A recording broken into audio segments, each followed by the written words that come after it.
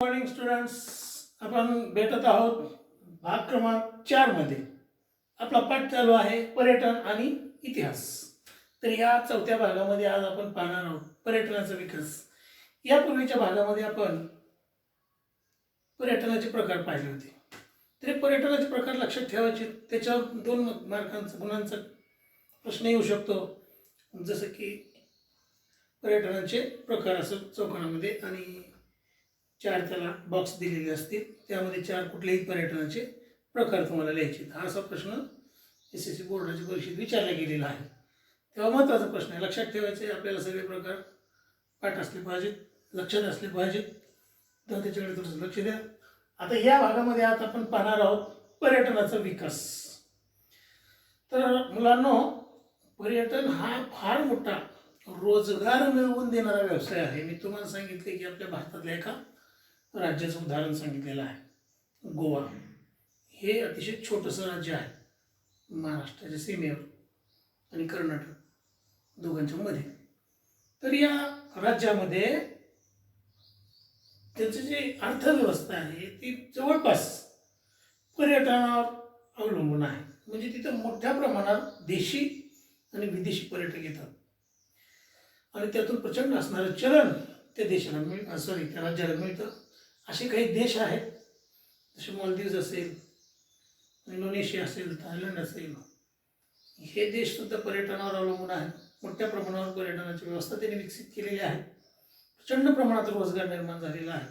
तर तोही मुद्दा आपल्याला पाहायचा आहे की पर्यटनामुळे रोजगार कसा निर्माण होतो आणि ह्याच्यासाठी आपल्याला मग पर्यटनाचा विकास केला पाहिजे. आपल्या महाराष्ट्रामध्ये सुद्धा पर्यटनासाठी मोठ्या प्रमाणावर सोयी आणि सवलती खातं आहे. त्याच्यासाठी एक खातं आहे वेगळं, त्याच्यासाठी एक मंत्री आहेत आपल्याकडे, पर्यटन विकास मंत्री महाराष्ट्राचे. कोण आहेत तुम्हाला माहिती आहे? सध्या अगदी युवा तरुण मंत्री आहेत महाराष्ट्राचे पर्यटन मंत्री.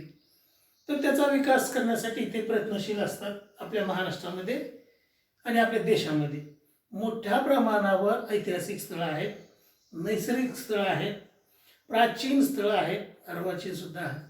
तर देशी आणि परदेशी पर्यटकांचं उद्बोधन हा एक सगळ्यात महत्त्वाचा मुद्दा आहे. जेव्हा आपण पर्यटक म्हणून एखाद्या ठिकाणी जात असतो तेव्हा त्याबद्दल अगोदर आपल्याला स्वतःला माहीत पाहिजे की आपण तिथं कसं वागलं पाहिजे. हे फार महत्त्वाचं असतं आणि ही गोष्ट लक्षात ठेवा. तुम्ही सुद्धा जेव्हा पर्यटनाला जाणार आहात तेव्हा आता आजच्या व्हिडिओमध्ये आपण ज्या गोष्टी पाहणार आहात त्या आपल्याला पाळायचे, त्याच्याकडे लक्ष द्यायचं. तर हे परदेशी येणारे पर्यटक आहेत त्यांच्यासाठी सुद्धा आपल्याकडे सूचना असल्या पाहिजेत, गाईडलाईन्स असल्या पाहिजेत की त्यांनी कसं वागलं पाहिजे. दुसरी महत्त्वाची गोष्ट म्हणजे अतिथी देवो भव. अतिथी देवो भव म्हणजे अतिथी हे आपल्याला देवासारखे असतात आणि ते खरंही आहे. कारण जो देतो तो देव आणि हे पर्यटक आपल्याला देतात. लक्षात ठेवा मुलांनो. तर हे पर्यटक आपल्यासाठी फार महत्त्वाचे असतात आणि पर्यटनामध्ये महत्त्वाचा मुद्दा आहे तो. तर पर्यटकांची आता वाहतूक आणि सुरक्षितता ही फार महत्त्वाची आहे. पर्यटकांना सहजासहजी पर्यटन स्थळी जाता आलं पाहिजे. त्यासाठी मग रेल्वे, विमान आणि रस्त्यांचं जाळं चांगलं असलं पाहिजे. म्हणजे पर्यटकांना, नाहीतर मग काय असं गाडी वाटा असायची, पर्यटन स्थळ तुमचं खूप भारी आहे, जागतिक दर्जाचं आहे, तिथं जायला रस्ताच नाही, मग काय टमटममध्ये बसून जायचं का पर्यटकांनी, परदेशी पर्यटक आल्यानंतर? तर त्या ठिकाणी अतिशय उत्तम दर्जाचे रस्ते असले पाहिजेत पोहोचण्यासाठी. म्हणजे कुठल्याही कटकटी विना त्या ठिकाणी त्याला पोहोचता आलं पाहिजे, तरच लोक येतील, आकर्षित होतील. जर वाटत नसेल, चालत जावं लागत असेल दरी डोंगरातून आणि त्या ठिकाणी पोहोचण्यासाठी कठीण परिश्रम घ्यावे लागत असतील तर पर्यटक येणार नाहीत. लक्षात ठेवा. त्यासाठी सोयी असल्या पाहिजेत. प्रवासामध्ये रस्ते चांगले असले पाहिजेत. उत्तम दर्जाच्या निवासस्थानाची उपलब्धता सुद्धा असली पाहिजे. आपल्या महाराष्ट्र शासनाची पर्यटन स्थळावर राहण्यासाठीची व्यवस्था MTRDC म्हणून काहीतरी आहे. तर त्या ठिकाणी निवासाची सोय केली जाते. सरकारच्या वतीने सुद्धा आहे, नाममात्र भाड्यामध्ये त्याची उपलब्धता आहे महाराष्ट्र शासनाची. त्याचप्रमाणे भारत सरकारची सुद्धा आहे पुरातत्व खात्यातर्फे त्या म्हणजे पर्यटन व्यवस्था असते केलेली राहण्यासाठी, पर्यटकासाठी निवासस्थानाची व्यवस्था, रस्त्याची व्यवस्था झाली. तिथं पोहोचण्यासाठी वेगवेगळ्या वाहतुकीची वाहनांची सोय असली पाहिजे. तर तुम्ही मुंबईला कधी गेलात तर मुंबईमध्ये मुंबई दर्शन नावाची एक बस आहे, वेगवेगळ्या तासांकडून सुटते. तर त्या बसमध्ये तुम्ही बसला तर दिवसभर तुम्हाला ते मुंबई दर्शन घडवून आणतात. गोव्यामध्ये पण असते गोवा दर्शन, अशा बस आहेत आणि त्या छान अशा बस बनवलेल्या आहेत, जेणेकरून त्याच्यामध्ये बसून तुम्हाला संपूर्ण गोवा पाहता येतो दिवसभरामध्ये, ते दाखवून आणतात. फेर मोठे असतात. तर अशा अनेक साधनं उपलब्ध असली पाहिजेत, जेणेकरून पर्यटकांना सहजासहजी फिरून सगळं काही पाहता आलं पाहिजे. उत्तम दर्जाची व्यवस्था असली पाहिजे, नाहीतर काय तिथे गेलं तर सगळे घाण तुटलेलं वगैरे अशा पद्धतीने जर व्यवस्था असेल तर लोक येणार नाही. स्वच्छता असली पाहिजे, सगळ्यात महत्त्वाची गोष्ट म्हणजे स्वच्छता. तर प्रवासामध्ये स्वच्छतागृहांच्या सोयी असल्या पाहिजेत. तर आपल्याकडे आजकाल 4 वे वगैरे विकसित झालेले आहेत मोठ्या प्रमाणात, वेगाने पोचता येत आहे, प्रवासाच्या मोठ्या सोयी उपलब्ध आहेत. रेल्वे आहे, रेल्वेचे सुद्धा काही आपल्याकडे ते खास रेल्वेज आहेत जे खास पर्यटनासाठी विकसित केलेले आहेत. एक रेल्वे आहे, तिचं नाव मला कळत नाही, सांगेल. अगदी राजेशाही रेल्वे आहे ती, म्हणजे सगळे तुम्ही एखाद्या राज्याचे राजा आहात, इतक्या सुखसुविधा त्याच्यामध्ये आहेत. तर ते खूप महागडं आहे, पण खूप चांगले. परदेशी पर्यटकांचा उत्तम प्रतिसाद असतो त्याला, आपले भारतीय सुद्धा असतात तर त्याच्यामध्ये जातात. अतिशय उत्तम सोयी आणि वेगवेगळे पर्यटन स्थळं त्याला जोडलेली आहेत, त्या ठिकाणी ते तुम्हाला फिरवतात. खाजगी वाहनही मोठ्या प्रमाणात आहेत, बसेस आहेत, ते यात्रांचं आयोजन वगैरे करत असतात. तर अशा पद्धतीनं निवासस्थान आहे आणि स्वच्छतागृहांची सोय असल्या पाहिजेत, नाहीतर मग पर्यटकांनी जायचं कुठे. आपल्या भारतीयांचं आहे चालतं, पण परदेशी पर्यटक असे जात नसतात उघड्यावर, माहिती आहे आपल्याला. आणि मग इकडे तिकडे कुठे जाऊन घाण करायची नसते. आता मग लोक करणार नाहीत, पण कधी करणार नाहीत जर सुविधा असतील तर. स्वच्छतागृहाची सोय आहे तर लोक उघड्यावर जाणार नाहीत. परंतु जर तुमच्याकडे स्वच्छते गरज नाही तर मग पर्यटकांनी जायचं कुठं, ती अत्यावश्यक गरज आहे. मग उघड्यावर गेलं तर त्या ठिकाणी परिसर स्वच्छ होईल. त्यासाठी स्वच्छतागृहाच्या सोयी मोठ्या प्रमाणात असल्या पाहिजेत. तर तुम्ही आपल्याकडे करण्याचा प्रयत्न केलेला आहे. पर्यटन स्थळी गेल्यावर पाहत असाल तुम्ही, स्वच्छतागृह असतात उपलब्ध. त्याचप्रमाणे काही दिव्यांग पर्यटक असतात. आता आपल्यासारखे धडधाकट माणसाला काही अडचण नाही, आपण कुठेही चढू शकतो वगैरे, पायऱ्या चढून जाऊ शकतो. परंतु जे दिव्यांग असतात, आता त्यांनाही पर्यटन करायचं असतं, त्यांनाही आपल्यासारखं पाहावं असं वाटतं, पण पर्यटनस्थळी गेलं तर ते पायऱ्या वगैरे कसे चढणार, तर त्या ठिकाणी रॅम्पची व्यवस्था असली पाहिजे. त्याचप्रमाणे त्याचे व्हीलचेअर्स असतात आणि वेगवेगळ्या मार्गाने त्यांना त्या पर्यटन स्थळावर सुविधा उपलब्ध असल्या पाहिजेत, जेणेकरून त्यांना ते सहज सुलभ होईल पर्यटन. त्यामुळे पर्यटकांची संख्या वाढते. त्याचप्रमाणे ऐतिहासिक वारशाच्या जतनासाठी आपण काळजी सुद्धा घेतली पाहिजे. आता काळजी कुठली घेतली पाहिजे, आपण आपलं घर माहिती आहे तुम्हाला कसं ठेवता, तुम्ही घर तुमचं स्वच्छ ठेवता की नाही. सगळं घर आपलं चकाचक असतं. आत्ताच आपल्याकडे दसरा झालेला आहे, म्हणजे दसरा आहे आणि नवरात्र सुरू आहे आता. तर नवरात्र सुरू होण्यापूर्वी, घटस्थापनेपूर्वी घराघरामध्ये आपल्याकडे स्वच्छता केलेली तुम्ही पाहिली असेल. घराला रंगरंगोटी सुद्धा आपण करतो, घर स्वच्छ करतो आपण, परिसर नाही. घरातला कचरा रस्त्यावर टाकणे असं नाही व्हायला पाहिजे. तर आपण आपल्या घरातला कचरा योग्य विल्हेवाट त्याची लावली पाहिजे. नगरपालिका असेल, महानगरपालिका असेल, त्यांच्याकडून सोय असते, त्याचा सोय म्हणजे उपयोग करून घेतला पाहिजे. तर हे जे वारसास्थळं आहेत आपली किंवा ऐतिहासिक स्थळं आहेत, त्या ठिकाणी त्याच्या जतनासाठी ते वाढलं पाहिजे, सोय आपण म्हणजे काळजी घेतली पाहिजे. हे लक्षात ठेवायचं महत्त्वाचा मुद्दा आहे आणि पुढे आपण ते सविस्तर पाहणारच आहोत. त्याचबरोबर वारशाच्या स्थळाचं वेदरूपीकरण करणे. आता मी बऱ्याच पर्यटन स्थळी फिरलेलो आहे, तुम्हीही गेला असाल. काय असतं आपल्या, तर लांब जाऊ नका, उदाहरणार्थ आपल्या धाराशिव नेण्या जाऊन पहा. बघा तिथे मुलांनी काय केले, लोकांनी खडू घेतात, कोळसा घेतात आणि तिथे आपली नावं, पत्ता, फोन नंबर लिहितात. आपली नावं ते अजरामर करतात. आणि आमच्या पूर्वजांनी काय केलं, आपल्या पूर्वजांनी तर अशा अजोड कलाकृती निर्माण केल्या आणि त्या अजरामर झाल्या. आणि आम्ही काय करतोय, तर ते त्यांनी केलेल्या वारशाचं विद्रूपीकरण, दगड घेऊन खरवडून नावं कोणायची त्याच्यावर आणि आमचं नाव अजरामर करायचं. काय काय लिहिलेलं असतं तुम्ही पाहिलं असेल, घाणेरडा मजकूर तिथे लिहिलेला असतो. तरी घाणेरड्या सवयी आहेत, वाईट सवयी आहेत. आणि जेव्हा परदेशी लोक येतात आणि ते पाहतात, तेव्हा काय पण त्यांच्या मनामध्ये भावना निर्माण होत असेल, आमच्या देशाची काय प्रतिमा निर्माण होणार त्यांच्यासमोर. कचरा टाकलेला असतो. आजकाल कचऱ्याचं प्रमाण मोठ्या प्रमाणात वाढलंय. यूज अँड थ्रो, ते वेगवेगळे खायची पॉकेट्स आम्ही घेतो, ठीक नाही, कुरकुरे असतील, चिप्स असतील, असले पॉकेट, बिस्किटांचे पुडे, पाण्याच्या बाटल्या प्लॅस्टिकच्या, हे सगळं पर्यटन स्थळी असं ढीग लागलेलं असतो कचरा. खायचं आपलं खाट खाट बघत निघालेले असतात. असं म्हणजे जिकडे मग ते खायचं संपलं की आम्हाला सवयच नाही की ते कचरा व्यवस्थित ठेवायचा. ते असं खात खात निघायचं, संपलं की मग ते असं असं बघायचं, झालंय दिला तिथंच फेकून. काहीही नसतं डोक्यात आमच्या की अरे आपण काय करतोय. खूप मोठी वाईट गोष्ट आहे. तिथेच टाकतो आम्ही. अतिशय घाणेरडी सवय आहे. या सवयी बदलल्या पाहिजे. तिथं असंख्य लाखो लोक येणार असतात ते पर्यटन पाहण्यासाठी. आणि त्या ह्याच्या किल्ल्यावर जातो आपण, सिंधुदुर्गचा किल्ला आहे. तिथं खूप छान सोय केली तिथल्या लोकांनी. तिथं बोटिंग, फेअर बोटी आहेत किल्ल्यावर जाण्यासाठी समुद्रातून. तर मग तिथे तुम्हाला एक पिशवी दिली जाते हातामध्ये जाताना. त्याचं काही डिपॉझिट घेतात थोडंसं. एक पिशवी देतात खूप छान, आणि त्या हँडीक्राफ्ट असतात बनवलेल्या पिशव्या, दिसायला खूप सुंदर असतात. ते पिशव्या देतात. मग कशाला दिली असते, प्रत्येक पर्यटकाला देतात हातामध्ये. मग ते सांगितलं त्यांनी की तुम्ही मध्ये जेव्हा जाल, आता खाद्य वस्तू आपण घेऊन जातो सोबत, पाण्याच्या बाटल्या घेऊन जातो. तर ते झाल्यानंतर या पिशवीमध्ये ठेवायचं. खूप चांगली सोय केली त्यांनी, की पर्याय काढला म्हणजे काहीतरी करावं लागेल आपल्याला, असे पर्याय काढावे लागतील जेणेकरून तिथं अस्वच्छता पसरणार नाही. किल्ल्यामध्ये कुठेही कसल्याही खाण्याचा व्यापार असेल, पाण्याच्या बाटल्या असतील, अजिबात टाकायचे नाही, यासाठी ते बजावतात. आणि मग ते पिशव्या देतात सोबत. सोय केल्यामुळे मग आता लोक पण टाकणार नाहीत. मग तिथं पाहिलं बरी स्वच्छता बऱ्यापैकी चांगली झाली. आणि मग ते त्याच्यामध्ये ठेवायचं आपलं कचरा सोबत नेलं, तुम्ही खायला काय अडचण नाही. पाणी प्या, पाणी लागणार आहे. परंतु त्याचे काम झाल्यानंतर त्याचे बॉटल्स असतील प्लास्टिकच्या, त्याचे टोपण असतील, ते खाद्यपदार्थाचे रॅपर्स असतील, ते सगळं त्या पिशवीमध्ये ठेवायचे. अशा प्रकारची सोय. तर बऱ्याच पर्यटन स्थळी पाहतो मी गेल्यानंतर, तुम्ही पाहत असाल मोठ्या प्रमाणावर कचरा. महाबळेश्वरला काय विचारू नका, त्या जंगलामध्ये आपलं नैसर्गिक आदिवासी खूप सुंदर आहे ते. तर तिथं सगळ्या प्लॅस्टिकच्या बाटल्याच दिसतात जिकडे तिकडे. समुद्राचं पण तेच केलं आहे आम्ही. समुद्रामध्ये पण सगळं प्लॅस्टिक टाकतोय आम्ही. तर काय चाललंय, ते माशांच्या पोटात जातंय. ते किती हानिकारक आहे समुद्र. 1000 वर्ष नष्ट होत नाही ते प्लॅस्टिक. त्या चित्रपटामध्ये पाहिलं असेल तुम्ही एक डायलॉग, या पृथ्वीवर फक्त प्लॅस्टिक टिकतं, मुळशी पॅटर्न. तर ते खरं आहे, प्लॅस्टिक हे 1000 वर्ष नष्ट होत नाही ते. आणि मग आम्ही असं इकडे टाकून देतो आणि पर्यावरणाचं प्रचंड नुकसान, हानी करतो. आणि या स्थळांचं सुद्धा विद्रुपीकरण होत आहे.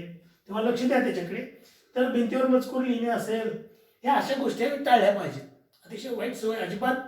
कुठल्याही पर्यटन स्थळी, ऐतिहासिक स्थळी गेल्यानंतर तिथल्या वस्तूला हात लावायचं नाही, त्याचं तोडफोड होणार नाही, त्याच्यावर काही लिहिणे, अशा गोष्टी कटाक्षाने टाळायच्या. आणि कोणी करत असेल तर त्याला अटकाव केला पाहिजे. त्याला समजून सुद्धा सांगितलं.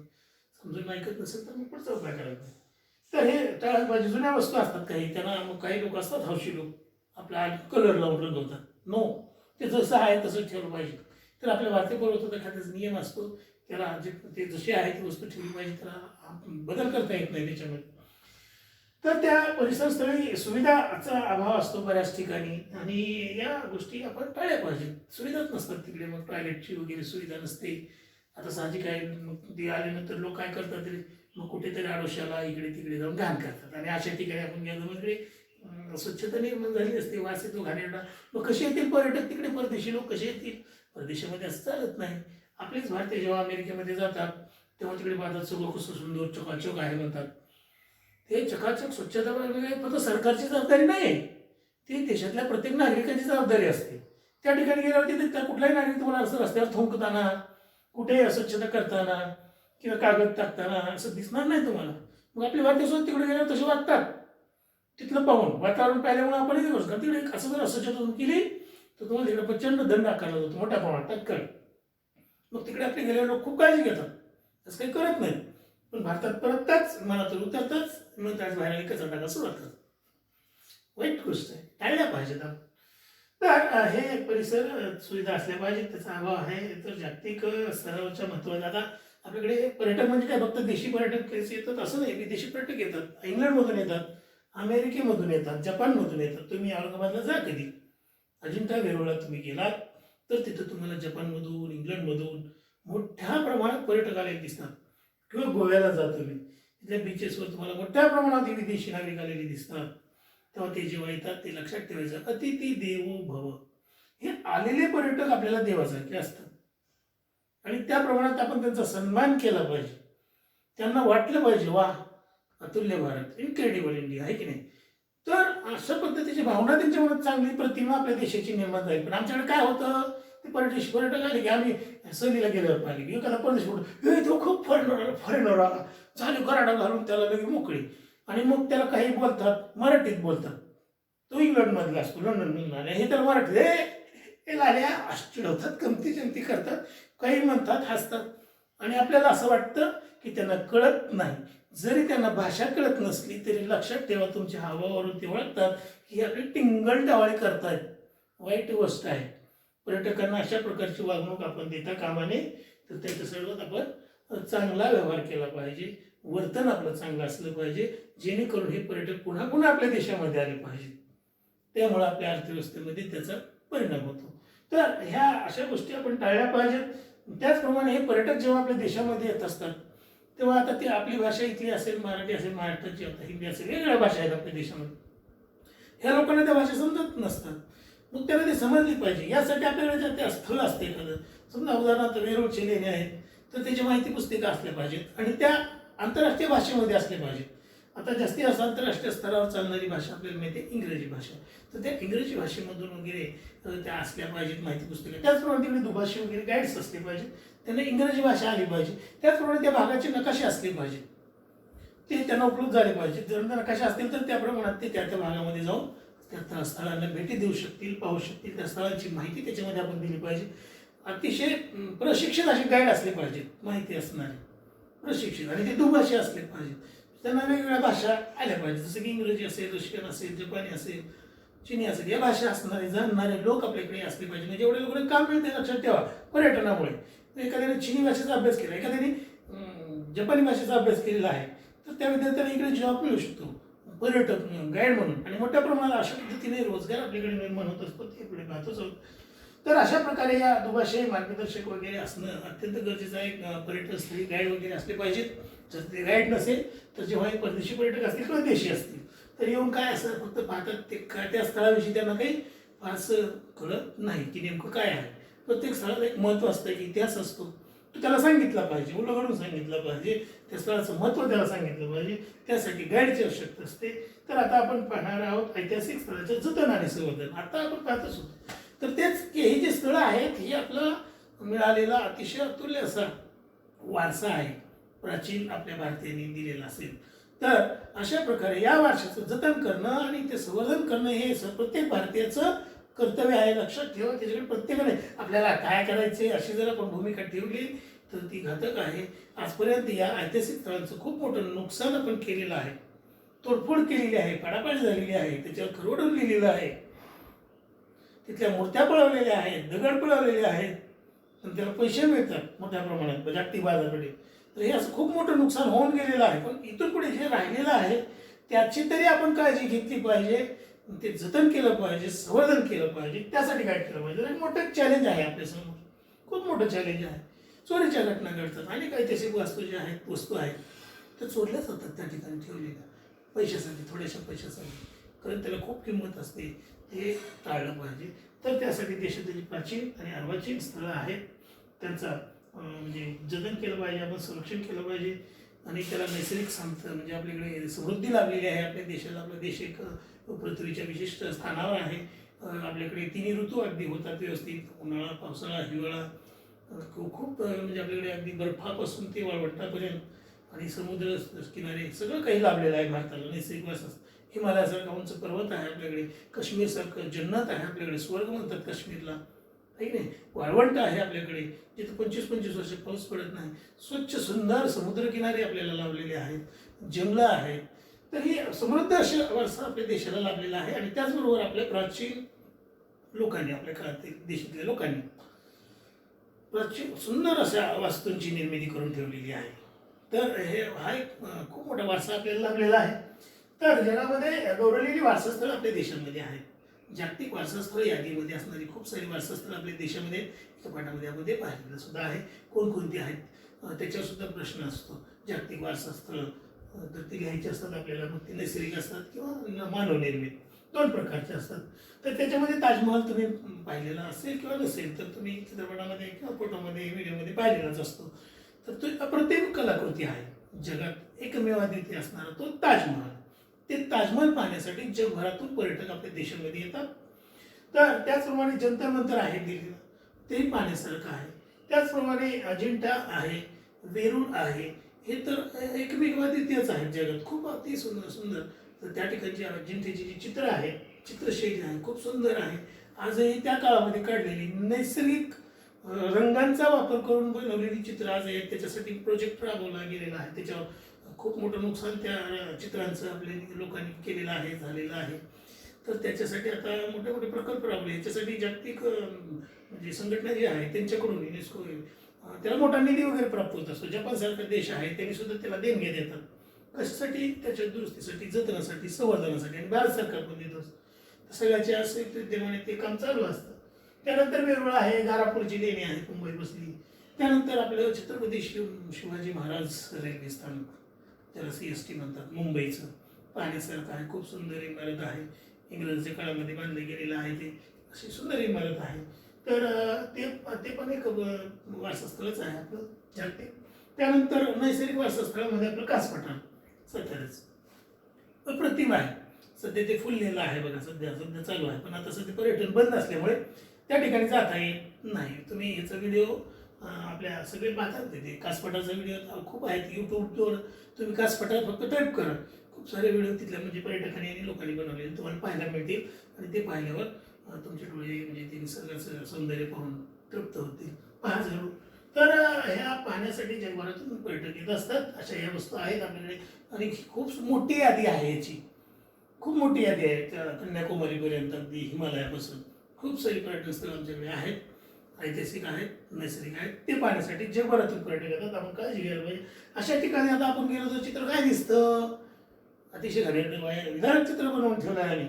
अलीकडे तुझी जाणीव आलेली आहे. आपल्याला पर्यटकामध्ये जाणीव जागृती निर्माण झाली पाहिजे, भारतीयामध्ये झाली पाहिजे.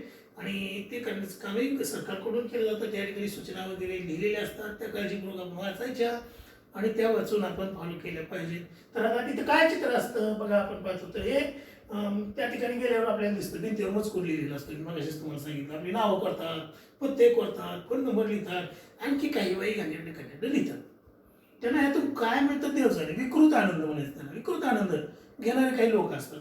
आणि त्यामुळे आपल्या देशाची प्रतिमा काय होते जगात, जेव्हा परदेशी पर्यटक पाहतात.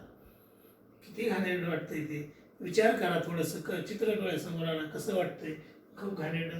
तर खरवडून काढलेलं असतं. अरे त्या हे अजिंठ्याचे जे रंग आहेत ते अक्षर खरवडलेत लोकांनी. ती चित्र काय, त्या चित्राची किंमत आहे हे लोकांना कळत नाही. आणि त्या लोकांनी जी कलाकृती निर्माण केली, आम्ही काय केलं, आम्ही केलं निर्माण तर काय नाही, पण त्याला आहे त्याला खरवडून काढायचं, ही आमची निर्मिती घाणेरडी लोक. तर हे चुकीचं आहे. त्याचा आपल्या देशाच्या प्रतिमेवर खूप वाईट असा परिणाम होताना आपल्याला दिसतो. त्यानंतर पर्यटन स्थळाच्या जतनासाठी आपण काही निश्चय करणं आवश्यक आहे. आपण निश्चय केला पाहिजे की मी जेव्हा पर्यटनाला प्रत्येक भारतीयाने करायचं आहे आणि तुम्ही पण करायचं. लक्षात ठेवाच की मी जेव्हा पर्यटन स्थळी जाईन तेव्हा काय करेन. तर त्या ठिकाणी गेल्यानंतर मी पर्यटन स्थळी स्वच्छता राखीन. सगळ्यात महत्त्वाचं काम. ह्याला फार मोठी मेहनत घ्यावी लागत नाही आपल्याला, बरोबर आहे.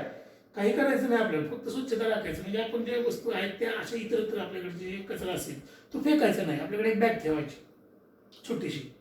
आणि आपण आता खाद्यपदार्थासाठी वगैरे जे रॅपर्स असतील, पाण्याचे बॉटल्स असतील, तर पूर्ण त्याच्यामध्ये ठेवले पाहिजे, बॅगच्या एका कप्प्यामध्ये ठेवायच्या. आणि जिथे कुठे आपल्याला कचरा कुंडी आढळेल, कचरा टाकण्याची जागा आढळेल, तेव्हाच तो कचरा त्या ठिकाणी आपण टाकायचा आहे. तर अशी सोय केलेली असते. तर हे आपण काळजीपूर्वक आणि कटाक्षाने पाळायचं आहे. प्रत्येकाने लक्षात ठेवायचं. इथून पुढे आयुष्यामध्ये तुम्ही जेव्हाही कुठे बाहेर पर्यटनात जाल तेव्हा ही काळजी तुम्ही घ्यायची. आणि प्रत्येकाने जर अशी काळजी घेतली तर आपल्या देशाच्या पर्यटन स्थळं अतिशय स्वच्छ राहतील. तिथं स्वच्छता पसरणार नाही आणि आपल्या देशाची प्रतिमा सुद्धा जगामध्ये चांगली राहील. तर त्यानंतर आहे की कोणत्याही ऐतिहासिक स्थळाचं मी विद्रुपीकरण करणार नाही. काही करायचं नाही आपल्याला. फक्त गेल्यावर तिथल्या ज्या वस्तू असतात, वास्तू असतात, त्याला हात लावायचा नाही. त्याची तोडफोड होईल असं काही कृत्य आपल्या हातून होणार नाही. तिथं काही लिहाय मजकूर लिहायचा नाही, खरवडायचं नाही, विद्रुपीकरण करायचं नाही, पाडापाडी करायची नाही. फक्त आनंद घ्यायचा आहे, पाहायचं आहे, इतिहास जाणून घ्यायचा आहे. कोणी बांधलं, केव्हा, कधी, कसा, या प्रश्नांची उत्तर आपल्याकडे गाईड घ्यायचा गेल्यानंतर पर्यटन स्थळी. कधी लक्षात ठेवा, तुम्ही तुमच्या आई वडिलांबरोबर वगैरे कधी पर्यटनाला गेलात तर त्या ठिकाणी गाईड घेणं अतिशय महत्त्वाचं आहे. कारण गाईड घेतल्याशिवाय त्या पर्यटन स्थळाचं महत्त्वच आपल्याला कळत नाही की नेमका हा काय प्रकार आहे. नाही तर मग वेड्यासारखं जायचं असं असं इकडे इकडे पाहायचं आणि निघाले काय दगड तोडले काय, काही नाही असं नाही. तर ते आपल्याला गाईड असणं आवश्यक आहे, गाईड घेणं गरजेचं आहे. तर त्यासाठी तो एक मोठा व्यवसाय आहे. तर ह्या ठिकाणी गेल्यानंतर ही काळजी आपण घ्यायची. एवढं दोन जरी केलं तर आपली पर्यटन स्थळ सुरक्षित राहतील, चांगली राहतील. तर पर्यटनासाठी आणि आतिथ्य क्षेत्रातलं जे व्यावसायिक संधी कोणते आहेत हा पुढचा मुद्दा आहे आपला. पर्यटन आणि आतिथ्य क्षेत्रातील व्यावसायिक संधी. तर लक्षात ठेवा मुलांनो, पर्यटन हा सर्वाधिक रोजगार निर्माण करणारा व्यवसाय आहे. सर्वाधिक. काही छोटे छोटे देश आहेत आपल्या आशियामध्ये वगैरे, त्या देशांची अर्थव्यवस्था पूर्णपणे पर्यटनावर अवलंबून आहे. जगभरातून लोक तिथे येतात. काय केलं त्यांनी? तर तिथल्या देशाच्या सरकारने आणि लोकांनी मोठ्या प्रमाणावर सुविधा उपलब्ध केलेल्या आहेत. मोठमोठे हॉटेल्स आहेत, 5 स्टार, 7 स्टार, 3 स्टार, 2 स्टार, आणि त्या ठिकाणी त्यांना खूप साऱ्या सुविधा दिलेल्या आहेत आणि त्या पाहून भारावून जातात पर्यटक, तिथे येतात खास पाहण्यासाठी. तर ह्या सुविधा मोठ्या प्रमाणात जितक्या जास्त असतील तेवढे पर्यटकांची संख्या वाढते आणि त्या आल्यामुळे एक लक्षात घ्या, एक पर्यटक जेव्हा आपल्या विमानतळावर म्हणजे भारतात प्रवेश करेल, देशात आपल्या विमानतळावर त्यानं पहिलं पाऊल ठेवल्यापासून तो परत जाईपर्यंत मोठ्या प्रमाणावर तो रोजगार देऊन जातो आपल्याला. बघा, तो पर्यटक भारतात आला म्हणजे प्रवासाला त्यानं विमान वापरलं, म्हणजे विमान कंपनीला फायदा झाला. भारतात उतरल्याबरोबर तिथून तो ज्या स्थळी जाणार आहे तिथं वेगवेगळ्या वाहनांचा वापर करणार आहे, त्या वाहनांना व्यवसाय मिळाला वाहनधारकांना.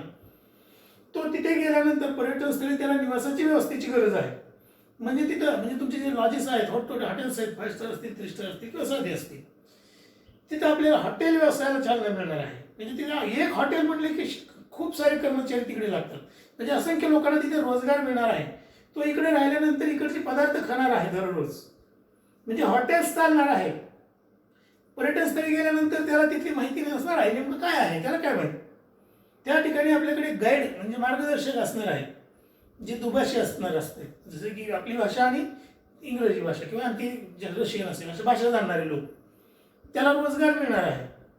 तर असे खूप सारे रोजगार एका पर्यटकामुळे निर्माण होतात, लक्षात ठेवा. त्यामुळं हा मोठ्या प्रमाणावर परकीय चलन मिळवून देणारा व्यवसाय आहे. आपल्या देशातल्या देशात असलं तर आपलंच चलन असतं, की नाही, व्यवसाय होतात, चलन वाढतं. पण जेव्हा परकीय चलन आपल्या देशाला जर मिळत असेल तर ते आपल्या देशासाठी खूप महत्त्वाचं असतं. आपल्याकडे परकीय गंगाजळी असते, म्हणजे परकीय देशाचं चलन तुमच्याकडे किती आहे त्यावरून आपल्या चलनाचे मूल्य ठरते, लक्षात ठेवा. त्यामुळं आपल्या अर्थव्यवस्थेसाठी परकीय चलन ही खूप महत्त्वाची गोष्ट आहे आणि हे पर्यटक आपल्याला मोठ्या प्रमाणात परकीय चलन मिळवून देतात. म्हणून आपण ते वाक्य लक्षात ठेवायचं, अतिथी देवो भव. हे जे पर्यटक आपल्याकडे येतात तेव्हा त्यांच्याबरोबर आपण खूप महत्त्वाचं आहे, त्यांचं पाहुणचार व्यवस्थित पद्धतीने केला पाहिजे, त्यांच्याबरोबर आपली वागणूक चांगली म्हणजे जेव्हा तो परत जाईल त्याला एक तर जाऊच वाटू नये. गेल्यानंतर त्याने तिथं जाऊन तिथल्या लोकांना आपलं भारत कसं आहे, किती चांगले लोक आहेत असं सांगितलं पाहिजे. अरे नाहीतर भारतात गेलता कशाला, अरे अजिबात जाऊ नका रे बाबा, कशाला काय नाही ते, पण असं व्हायला नको आहे.